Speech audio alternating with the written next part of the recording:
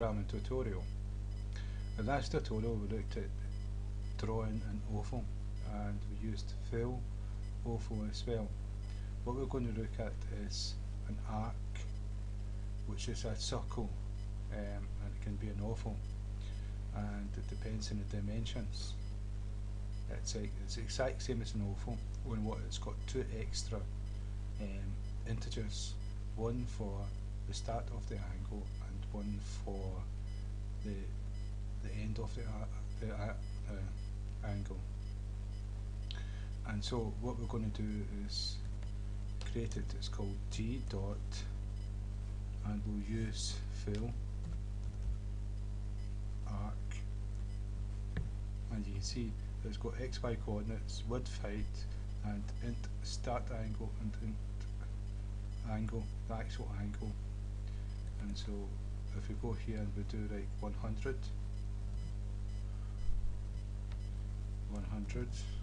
just to separate it from the other ones, the width will go 30 again, and the width will go 30 again, and start angle will start at angle 0, and then we'll go to not 390, we'll go to 370 because we don't want a full circle.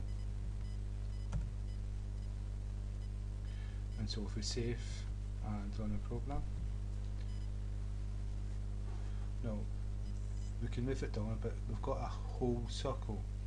We don't want that, so we're going to move it down and make the angle smaller. And so what we'll do is 305, and we'll move this to 120, 140, save and run the program. Now we don't have a whole circle. I've pushed it right down. I shouldn't have pushed it right down. I'll bring it up a little bit, but you can see it looks like a Pac-Man figure. No, that's the 0 where the angle starts, and that's the angle of 305. This will be 380, and we've done 370. There wasn't a white space here, we couldn't see it, but it should have been. And so the XY coordinates was 140, somewhere about here. It's the same as a circle, only what you can change is you could do a Pac-Man. You could start at 90, angle 90. Let's see what happens here. Right. So that's 90 there, and it's went down 305 degrees and stopped. So if we take it to 180 degrees, which is halfway round, now we've got that's 90 and that's 180. So if instead of 180 we do 220,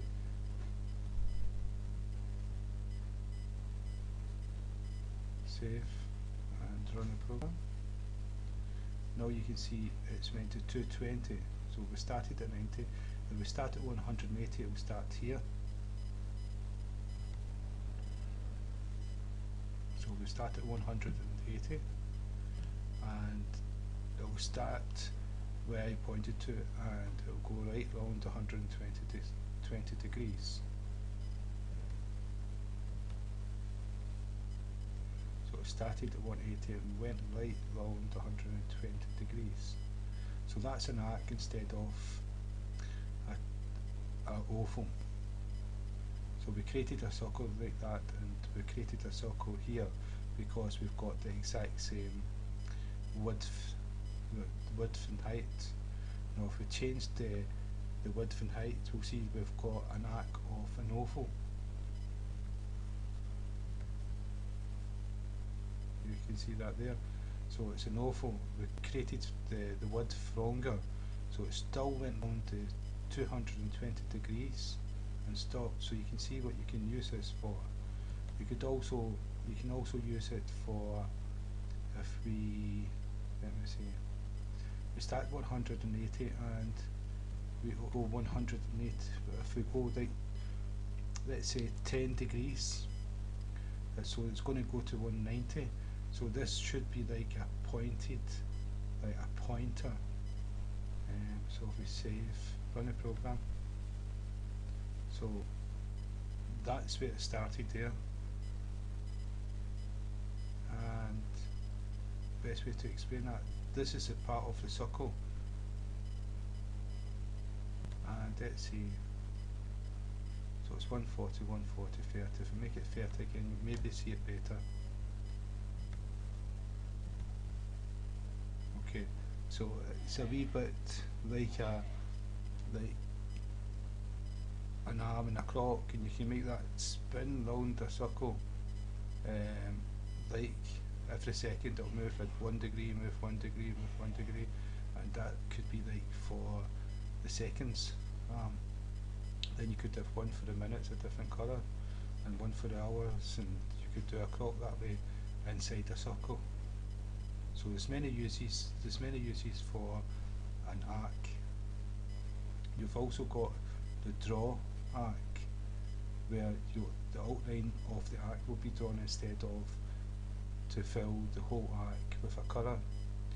And so we can use animation as well, these in animation, if we put variables instead of the numbers, and these variables will change and we will redraw the frame or the graphics, and you will actually see it moving along the screen.